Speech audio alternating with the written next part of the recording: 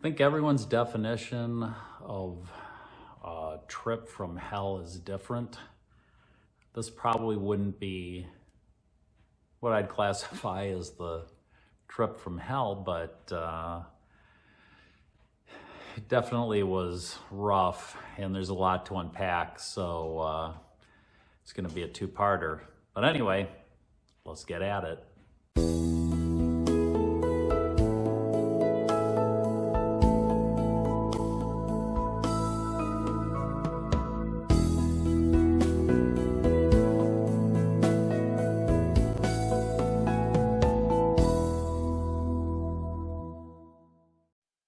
Okay, welcome back, Travel Trailer Nation friends.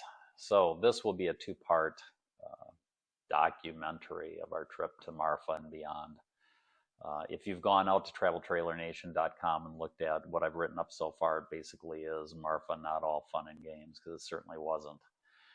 But anyway, there is a lot to unpack on this trip, and that's why it's going to be a two-video series. So the first will be leaving here, going to Midland, Odessa, then on to Marfa, the campground at Marfa, then the Marfa Lights. Part two will be Big Bend National Park, what you'll see there, and then the trip home, of which was a little bit too much excitement. So I guess I would not be inclined to say it was the trip from hell. Might have been close. But I had a funny feeling about this trip from the onset, and I was psyched to go to Marfa and Big Bend, and I mean, I was really looking forward to it. Never been to West Texas before, so I thought it would be interesting, but I had a funny feeling about this trip, and I can't put my finger on why that was. But anyway, let's get into it. Let's unpack this trip, so to speak, and let's first talk about leaving here. I had gone through all my pre-trip checks that I usually go through, which means, retorquing everything, checking the air pressures, checking the tires, making sure they're good, just basically going through everything. Everything looked great, pulled it out, loaded it up, and the next morning we left. Left a pretty good time. This was going to be a long trip, a long leg to Midland, Odessa. It took us about 7 hours. So we got going and we got around Dallas, and somewhere along the way, I got a tire pressure monitor error code up on the screen saying that I had a leak in my passenger side rear tire on the trailer. So obviously not something I wanted to see. I pulled over in a very precarious spot on an entrance ramp, and I believe it was an entrance ramp onto 20, but I couldn't tell you that for sure, but it was precarious anyway. And like most highways are, not a great place to pull over. So I grabbed my tire gauge, and I jumped out and I ran back and pulled the sensor, took a pressure reading on it. It was 80 PSI. Put the pressure sensor back on, got into the truck, and just as I got in, Tammy said, well, now it's back to 80. The head said it was at 10.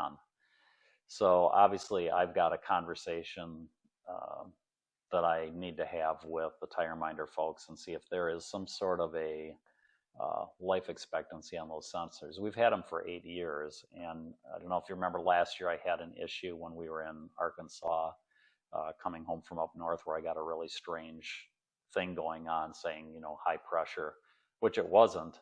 And for some reason I think it had switched units for some reason on that sensor, and I ended up having to troubleshoot it with TireMinder folks, and we got it squared away. But just, that combined with this year makes me wonder, whether I need new sensors or what's happening. So I'm going to have a conversation with them, and when I do, I will certainly let you guys know the result of that. So anyway, we took off, got to Ranger, Texas, filled up, and then rolled into the Midland Odessa RV Park, probably like 3-ish, 4 o'clock, somewhere in there. And it's an interesting place. It was a KOA at one time, and you can tell just from looking at the building that that's what it was. Okay, here's my advice on the Midland Odessa RV Park. I wouldn't go there again, so I can't really recommend it to you. And to put it as Tammy says, it's not really a campground. It's more like a full-time community. And I realize that there's a lot of work going on in the oil fields and people need a place to stay. And, that's not really the issue. I mean, there are, and when I say it's a community, it really is like the primary folks that are there are full time. I would say like maybe 95%. It's just that's just the way it is with probably, and I don't know how many spots are available for people like us just traveling, but not many. And you might say, well, how do you know that? Well, all you got to do is walk around the campground for 10 minutes. And I mean, you are going to see some of the strangest stuff that you've ever seen at a campground. We've got people have pulled like non-working refrigerators out of their units and they're laying on the ground. There's pallets laying up against campers. There's one old refrigerator laying out with a broken table on top of it. Dog fences around a lot of the trailers, and then like just trash. I mean, just it was a mess. And I think, and I could give you more examples, but it's probably not necessary. I'm going to put a few photos on here so you can see, kind of what that's all about. The other thing that I wanted to say about the Midland, Odessa area, and if you live there, don't be offended, but man, that is a dusty, sandy place. It was at least the day we were there, and I got to believe that this is the way it is. Just like incredible amount of construction with poor signage. I mean, finding the campground alone was like a chore because so much of the road was torn up and the directions and we were using Waze, just, you couldn't use those directions. You kind of had to wing it. The other thing I'd say, with all this dust in the air and dirt, it was, looked hazy, but it was really just the dirt. And even down the middle of the road, you could see it was almost like someone had dumped dust down the middle of the road. It was like, if you've got respiratory issues, I think that's going to be a problem. And if you're working in the oil fields there, God, I hope you're wearing some protection because it was pretty nasty. My advice would be to find a different route to Marfa, and maybe that's via, going down to Abilene State Park and staying there and then going on from there. Had I known it was going to be like that, I certainly would have looked for something different. Now, the pictures that I'm going to put up obviously don't show everything that I saw in the campground, because I thought it'd be a little bit strange to go around and snap a lot of pictures of people's stuff out. The campground obviously doesn't have a problem with it. I think they could make it a lot nicer if they just told people, if you're going to be here full time, great, but you got to look like you're not. And go from there. If you've got problems with people that just can't pick up, that's an issue. So anyway, that's kind of it on the Midland, Odessa campground. If you've been there and you like it, great. I mean, but I would not go back. That's my opinion. Other people may have a differing opinion, but that's my opinion. Anyway, let's talk about leaving Midland, Odessa and heading on down to Marfa.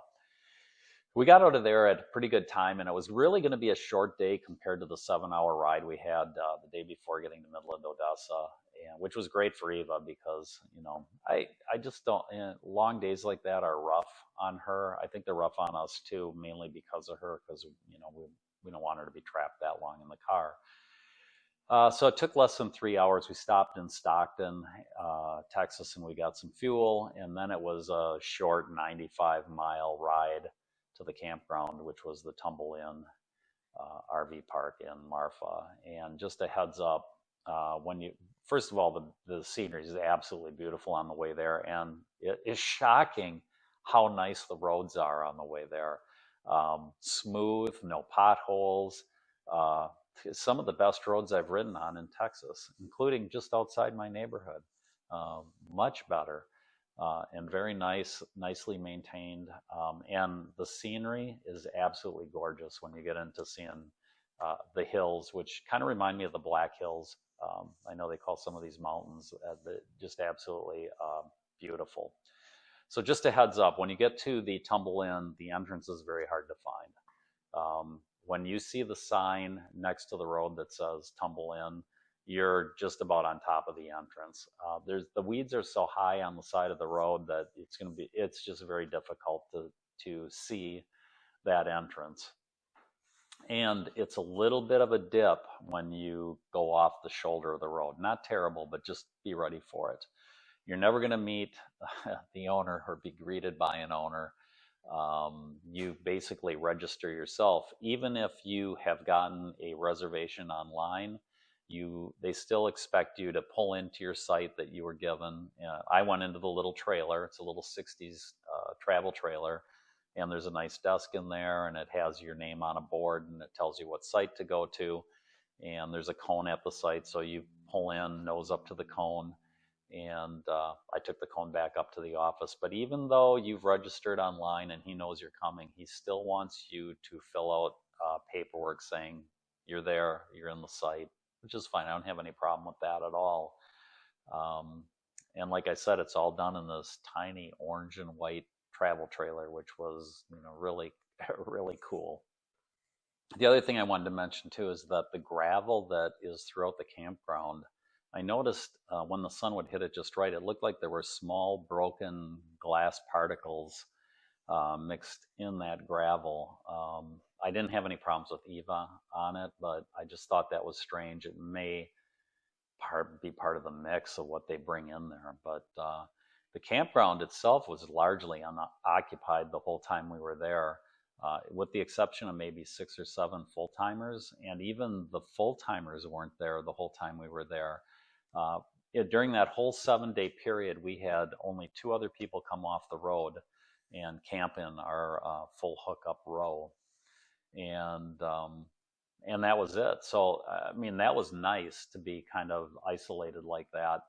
It's really close to town. You could walk to town if you wanted to. I probably wouldn't recommend that, as it's on the highway. You have to walk on the shoulder or go on a path behind the campground that's kind of rough. But there's a Dollar General, there's a hardware store, there's Angel's Mexican restaurant just down the street, which had great food. Really, really great food, but the wait is incredibly long. It took us 45 minutes from the time we ordered to get the food, but it's a small operation. The campground itself has, really clean bathroom, showers, and it has a small outbuilding for gatherings where the owner has a stove in there. He's got a wood burning stove. He's got a refrigerator. He's got utensils for cooking. Just really nice setup and really clean.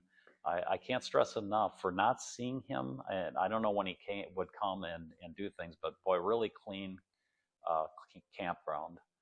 And now here's the part that's going to turn a lot of people off. There's a railroad track that runs right behind the campground. I would say probably maybe even less than 100 yards, probably 100 yards, I guess I would say.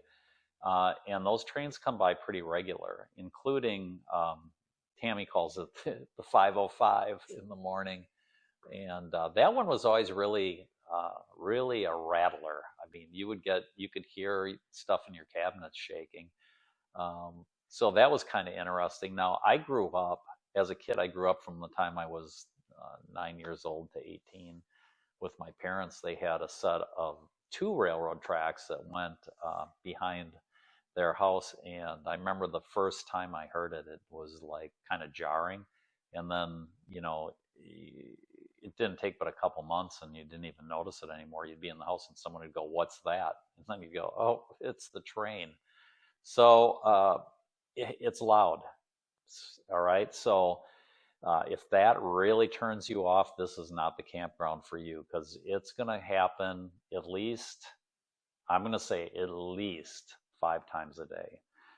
2 times somewhat early in the morning, and then other times. I even heard one come through in the middle of the night, and it's going to rattle things in your trailer probably. If you're camping in a non-full hookup site, the dump station, from what I can tell, has no black water flush. So no water line, so you can do your black water flush. And in addition, there's a note inside the little 60s registration trailer that says, if you're in a full hookup site, he doesn't want you using your black tank flush after you dump. And I'm guessing, again, because water is probably at a premium there, plus he's on a septic, and as opposed to being some sort of city sewer system. So I think he's concerned about the volume. Although with as few people that are there, I think it would take a long time to probably tap off his septic. But I followed his rule, and when we left, we just dumped, and I ran. Obviously, did my black water, did my gray water, and off we went. So anyway, that's just an aside. If you decide you don't want the full hookup, when you're going to end up having to go to the dump station, which is in along the back of that little outbuilding, and just pull your lever and be happy about it. The other thing I wanted to say, and I know the train thing is probably a turnoff, and this might be a turnoff too, but there's like shades at a premium in this campground. Let me put it that way. I would say there's like little to absolutely no shade. And we found a tree that was a pretty good size tree at the site next to us, in site number 4. So I would recommend, if you're going to go there, get site number 4. We followed the shade on that tree. Since there was no one ever in that spot except for one night, we would put our chairs by that tree, and then we would follow the shade around as it moved around that tree during the day. So, this is the funny thing about that area, that it would get up to maybe 85 or 86 degrees during the day, maybe not even that hot, but the nights were real cold, so the furnace would kick in. It was probably in the low 50s, but it didn't, the furnace didn't kick in all night. It just, was kind of probably very early in the morning where it would kick in once, maybe twice. But the funny thing is that sun is on such an angle down there, kind of like this. And so our trailer's parked like this, and that sun is like that. And even though it's only 84 or 85 degrees, that sun is a killer. And I mean, it beat on that trailer because there's absolutely no shade. And I actually took my heat gun and I aimed it at the window, and it was 105 degrees. And we have UV tint. We put UV tint on our window, and even with that window, the heat coming off that window is 105 degrees. So by the time we got to, everything was great up until about 3:30, 4 o'clock in the trailer, and then the temperature started rising. So don't be surprised if you need to kick 2 ACs on. We didn't. We just let ours run, and it probably got up to about 80, and then shortly after that it started coming down again. But I'm just warning you, that sun is a killer there, and it will beat on your trailer since there's no shade. So my advice would be to get some of that reflective insulation, and take that along and put that on the windows facing the sun side, so that you don't make your air conditioner work as hard as ours did, obviously.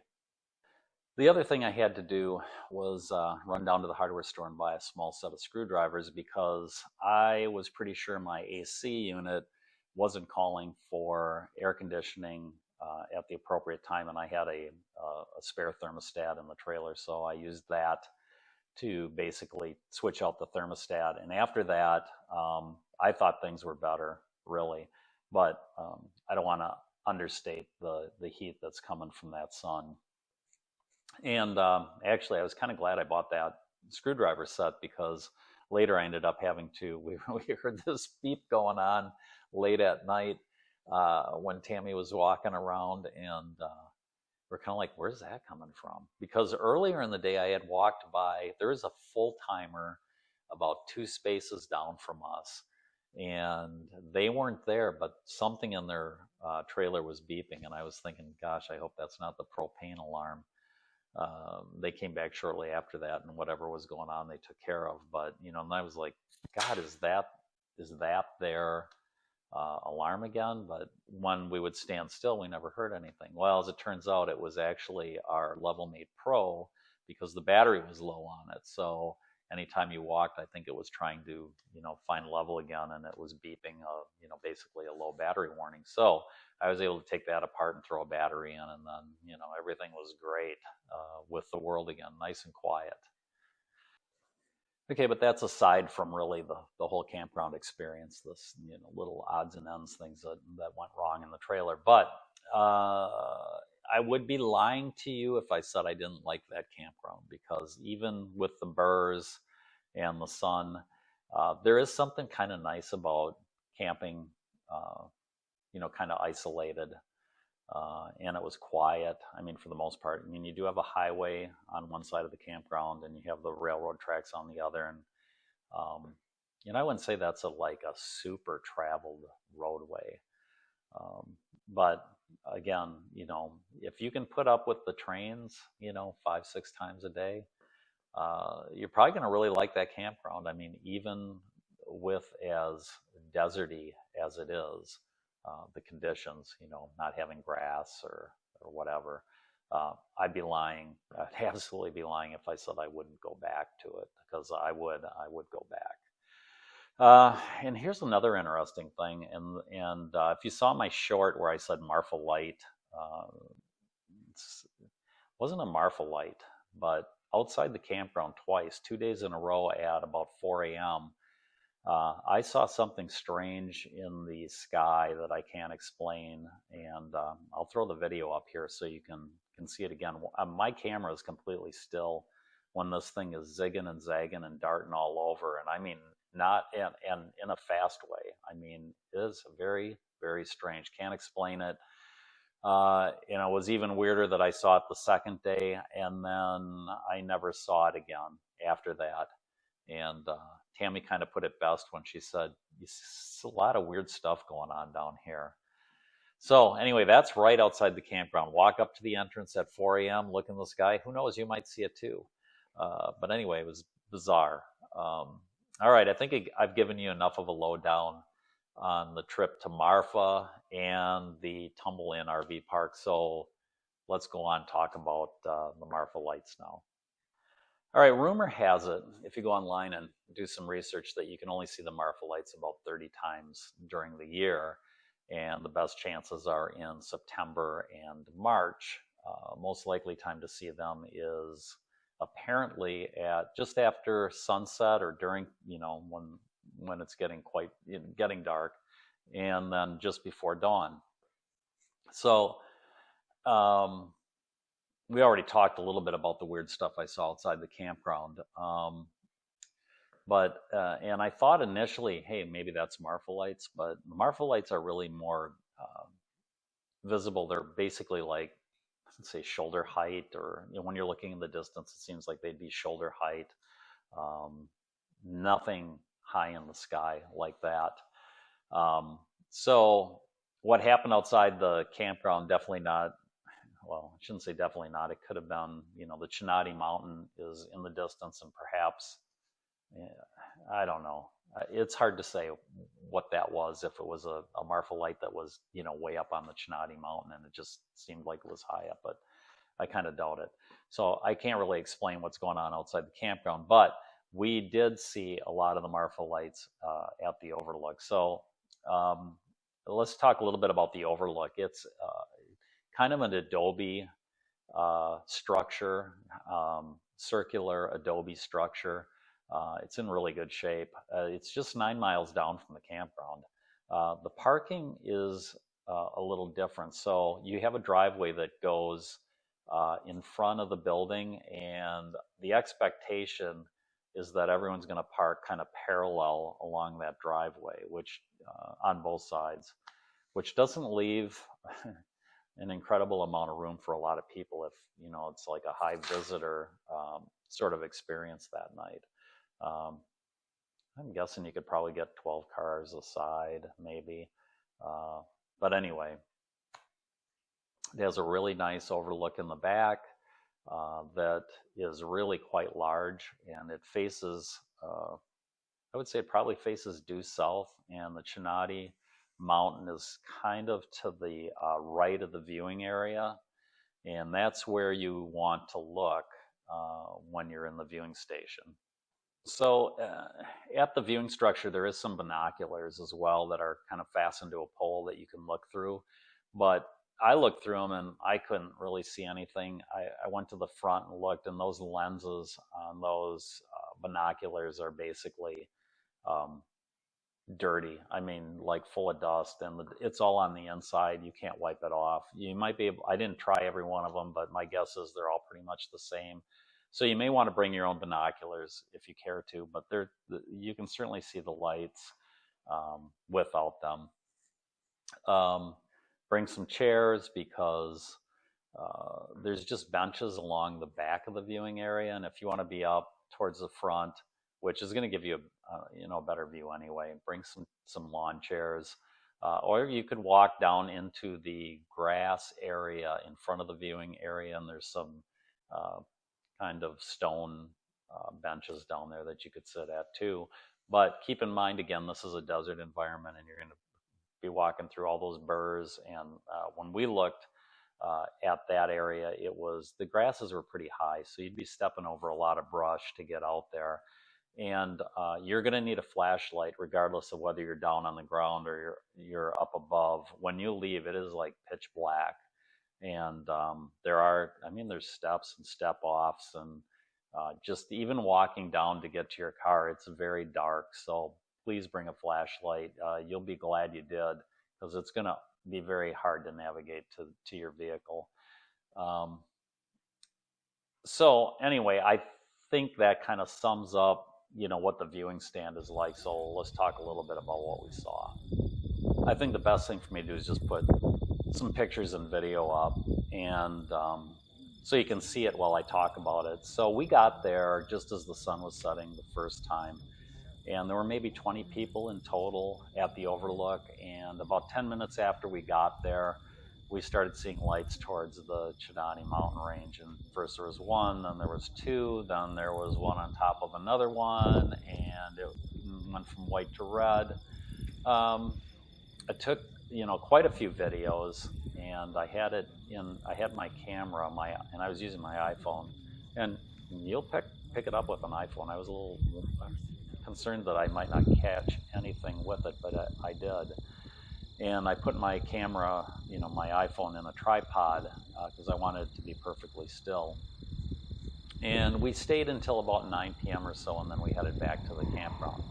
On the second visit, which was about 3 nights later, there was a lot more stuff going on the horizon. And interestingly enough, there was actually something going on up above us too. And I turned to Tammy and I said, "What the hell is that?" And nobody else seemed to notice it. They were all kind of fixated on what was happening out towards the Chinati Mountain range with the Marfa Lights, but it was the same sort of experience that I had outside the campground, with something very strange moving in a weird way, and then eventually it moved quite quickly off to the left and disappeared. So that was funny. But anyway, beyond that, that was a much more active night for the Marfa Lights, and I got a lot of video on that. And obviously no one's ever figured out, they've never come up with a reason for why the Marfa Lights exist or what they are, but it's definitely worth going and seeing this. And again, the stuff that's happening up above, no idea what that is. There could be a reasonable explanation for what it was, but I have no idea. Never seen anything like it before.